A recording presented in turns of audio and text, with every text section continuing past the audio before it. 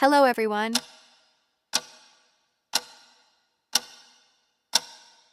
She was not just a model, she was a continent. When Iman first stepped onto a runway, the room did not see a woman. It saw a challenge, a disruption, a revolution wrapped in skin too dark for the time. She did not smile to make people comfortable. She did not apologize for her height, her cheekbones, her presence. She stood still and let the world adjust. Born in Somalia, discovered in Nairobi, crowned in New York, Iman entered fashion not as an invitation, but as an interruption. She was called too African, too proud, too powerful, and that is why she endured. Before Naomi, before Alec, before representation had a name, there was Iman, elegant, unbending, unforgettable. This is not just the story of a supermodel. It is the story of a woman who turned beauty into defiance and never looked back. Iman was born in 1955 in Mogadishu, the capital of Somalia, into a world of contrast tradition and diplomacy, modesty and ambition. Her father was a Somali diplomat. Her mother, a midwife and progressive thinker, believed in education for all her children, especially the girls. That belief would become a fire in Iman's bones. She was raised between East Africa and global capitals, moving often due to her father's political appointments. The constant relocation gave her a unique lens, part African, part international, but always grounded. While other girls in Somalia were pushed toward domestic paths, Iman was enrolled in private schools, taught multiple languages, and raised with books, culture, and debate. She learned early to carry herself with poise, not for decoration, but for survival. Her beauty, even as a child, drew attention, tall, lean, with high cheekbones that seemed sculpted by intention. She often felt out of place, but her parents made one thing clear: you are not defined by how the world sees you. You are defined by what you know, what you say, and how you carry yourself when no one is watching. When civil unrest began brewing in Somalia, Iman was sent to a boarding school in Egypt and later to university in Kenya, where she studied political science. She wanted to be a diplomat, like her father, not a mannequin in front of a lens. But fate and a stranger with a camera had other plans. One afternoon, while walking across the campus of the University of Nairobi, a photographer named Peter Beard spotted her. He was instantly struck by her presence, regal, self-contained, impossible to ignore. He asked to take her photo. She thought he was joking. She asked him how much he would pay. He offered $75. She said, $100. That moment was not just a negotiation. It was a declaration. That photo changed everything. She would soon be flown to New York, but Iman was not arriving as a hopeful unknown. She came with a name, a mind, and a mission. She did not want to be seen. She wanted to be understood. Before she ever stepped in front of a camera, Iman had already become something rare, a woman who knew her worth and refused to let the world define it for her. When Iman arrived in New York in the mid-1970s, she did not come as a hopeful girl with a suitcase. She came with degrees, languages, and an already sharpened sense of who she was. But America, and especially the fashion industry, was not prepared for her. The moment her first photographs began to circulate, the myth began. They called her a tribal princess. They said she had been discovered in the jungle. They spun stories of mystery and exoticism, stripping her of education, voice, and identity, replacing it with fantasy. Iman pushed back, firmly. She said, "I am not some wild thing you found in the bush. I speak 5 languages. I am a university student. I am not here to be your fantasy. I am here to be your equal." Her first major modeling job was with Vogue. The editorial was elegant and striking. Her presence was undeniable. Her skin tone, rich and unyielding, was something American fashion had long ignored or masked. But Iman refused to be lightened. She refused to be softened. If the lighting was wrong, she spoke up. If the makeup was off, she brought her own. From the beginning, she was not just a model, she was her own advocate. Designers like Yves Saint Laurent were among the first to see her for who she truly was. He called her his muse. Others followed. Within a year, she had become a fixture on the international fashion scene, not just a token face, but a presence that shifted the room, Naomi Campbell would later say. Iman was the first Black model who made it possible for all of us to be seen. But behind the camera, the struggle remained. Booking agents tried to pigeonhole her. Journalists kept asking about Africa, never about her work.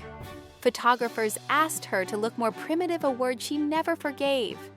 She fought these indignities with elegance and precision. She never raised her voice, but she never backed down. Iman did not just enter the industry, she disrupted it. She questioned its rules. She refused its cliches. And with every photo, every runway, every editorial, she carved out a space for beauty that had existed long before the industry noticed and would remain long after it forgot. She was not a discovery, she was a declaration. Iman's rise was not a climb, it was a wave. Once she broke through the surface of fashion's narrow gaze. There was no turning back. She did not just walk for designers. She walked into history. Her catwalk presence was statuesque, tall, composed, with a face that did not smile easily, because it did not have to. She was elegance, sharpened by resistance. She became a favorite of designers who knew how to design for her, not around her. Yves Saint Laurent created entire collections with her in mind. Gianni Versace praised her gravity, Calvin Klein, Donna Karan, Thierry Mugler. They all recognized that Iman did not wear fashion, she dignified it. Her peak spanned more than a decade. While other models rotated with the trends, Iman remained. She appeared on the covers of Harper's Bazaar, Vogue, and Elle. Her skin tone, once deemed a barrier, became her signature. Photographers like Irving Penn and Richard Avedon did not just shoot her. They studied her bone structure, her posture, the way she could command silence in a single frame. But it was not only the runway where she left her mark.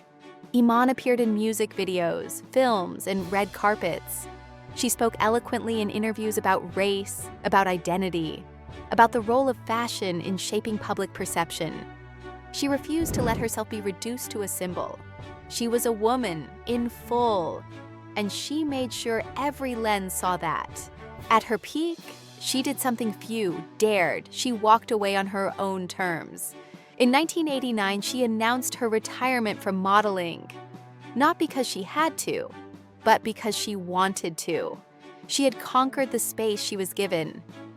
Now it was time to build something larger. Even in leaving, she made history. She launched her own cosmetics line, specifically designed for women of color at a time when the market barely acknowledged their existence. It was not just a business move. It was an act of reclamation. For years, she had mixed foundations backstage because no shade matched her skin. Now, she made sure no girl would have to do the same. At the height of her fame, Iman did not ask for more attention. She created legacy. She used the runway not as a destination, but as a launch pad for impact, for independence, and for every woman who had never seen herself reflected in fashion, until Iman stood still and said, "This is who I am." Iman never raised a fist. She raised her standard. And in doing so, she redefined what rebellion could look like. She did not scream on the runway. She did not need to. Every choice she made, every boundary she refused to cross was a quiet revolution. In an industry that tried to exoticize her, she refused to be exotic. She corrected journalists who described her as African royalty. She said, "My father was a diplomat. My mother was a midwife. That is nobility enough." When designers tried to use her as a token, the one black girl on the runway, she demanded balance. When she walked, it was not to check a box. It was to shift the norm. She also spoke out when others stayed silent. In the 1980s and 1990s, when racial representation in fashion was almost non-existent, Iman used her platform to call it out. She once said, "It is not a favor to include us. It is a necessity." These were not easy statements to make. They risked contracts. They made her a target, but she said them anyway, with elegance, with clarity, with purpose. Her biggest act of rebellion, perhaps, was in business. Iman did not wait for beauty brands to recognize women of color. She created her own. In 1994, she launched Iman Cosmetics, a groundbreaking company that offered over a dozen shades of foundation for Black and brown women. It was a direct response to years of backstage improvisation, where makeup artists had to mix tones or skip her shade entirely. The industry called it risky. Iman called it overdue, and she refused to play the role of celebrity endorser.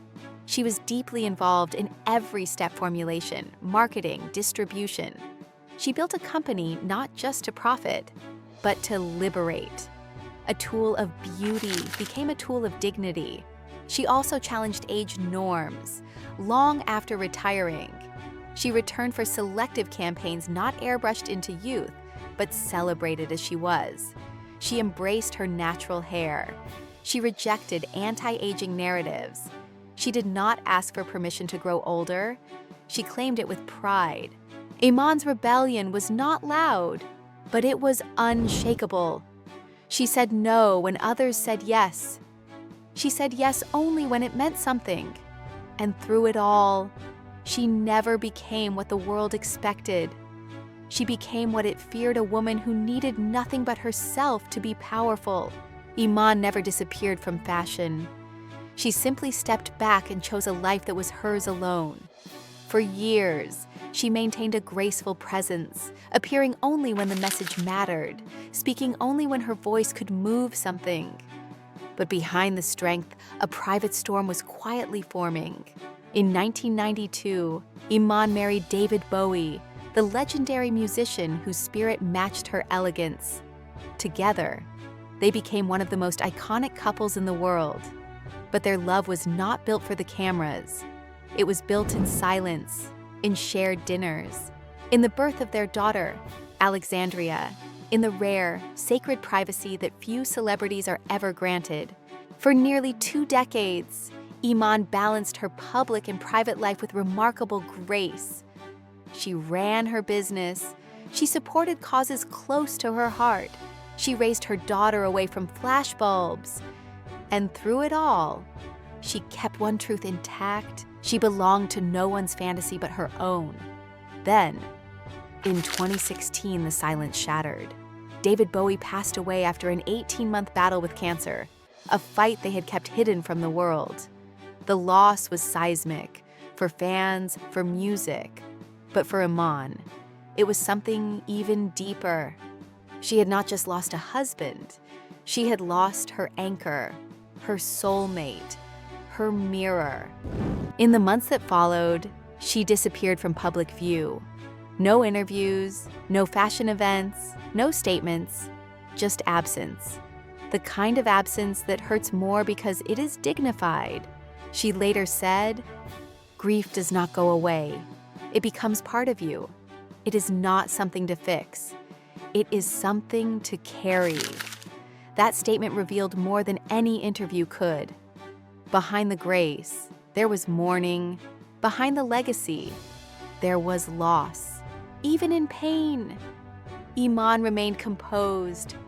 She re-emerged slowly, not for fashion, but for purpose. She began speaking about widowhood, about aging, about finding identity beyond love. She said, "I was not just his wife.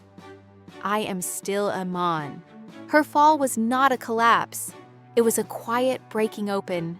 And like everything she did, even her grief became something powerful, something that gave others permission to speak. Iman did not just model clothing, she modeled self-respect. She modeled what it looked like to say no, to demand more, to never shrink. And in doing so, she left a legacy far beyond fashion. She opened the door for an entire generation of Black and brown models who had been told they were too different to be beautiful. Naomi Campbell called her a pioneer. Tyra Banks called her a blueprint. Alec Weck called her a mirror. Without a man, many would have never seen themselves in the glossy pages of Vogue or on the catwalks of Paris. But it was not just her face that made history. It was her voice, her refusal to be exoticized, her ability to turn a photo shoot into a political act. Her cosmetics line became a symbol of dignity for women of color.